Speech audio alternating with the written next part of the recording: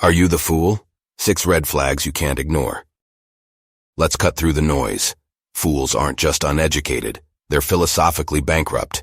Their minds are cluttered with delusions, their actions ruled by impulse, and their lives a masterclass in wasted potential. Worse, their toxicity is contagious. Stoicism, the 2,000-year-old philosophy that shaped emperors, thinkers, and warriors, offers a razor-sharp lens to spot these fools. And if you're not vigilant, their chaos will seep into your life like a slow poison. The first sign, the deaf ears of arrogance.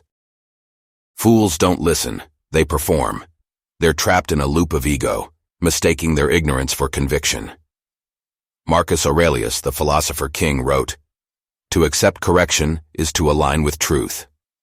Compare this to the modern fool who weaponizes ignorance, drowning out wisdom with hollow arguments. Stoicism teaches that wisdom begins when we silence the ego and let truth in. As Epictetus warned, we have 2 ears and 1 mouth, use them proportionally. The second sign, the fragile ego that poisons relationships.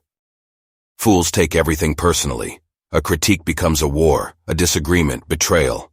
Seneca called this malus animus, softness of soul. The wise endure insults, fools inflate them into tragedies. Modern fools weaponize victimhood, demanding the world cater to their fragility. But Stoicism teaches, your worth isn't defined by others' words. External events are indifferent. Only your judgment gives them power. The third sign, the dopamine trap of empty pleasures. Fools are addicts to validation, distraction, and instant gratification. Seneca saw this millennia ago. The fool's life is a desert of gratitude, haunted by endless want.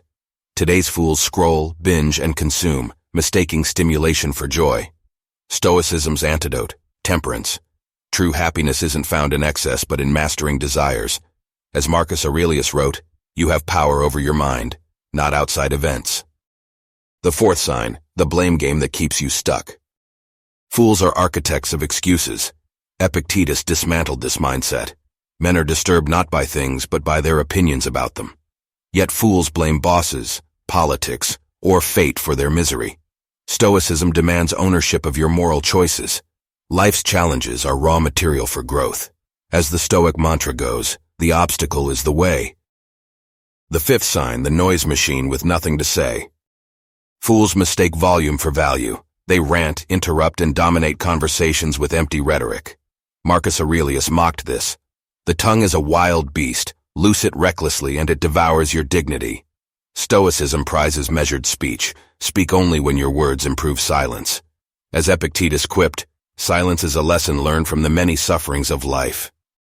The sixth sign, the cowardice of stagnation. Fools fear change like death. They cling to toxic jobs, relationships, and habits, paralyzed by what-ifs. Epictetus reframed this. Life is a game. Play your role with courage, not complaint. Stoicism demands amor fati, love of fate. Embrace challenges as opportunities to evolve. As Seneca wrote, fortune favors the bold but abandons the stagnant. The Stoic ultimatum, evolve or perish. Let's be clear. Fools reject growth. The wise chase it ruthlessly. Fools cling to comfort. The wise find strength in discomfort. Fools blame the world. The wise rebuild it. If you saw yourself here, good. Stoicism isn't about perfection, it's about progress. As Marcus Aurelius scribbled in his midnight journals, waste no more time arguing what a good man should be one.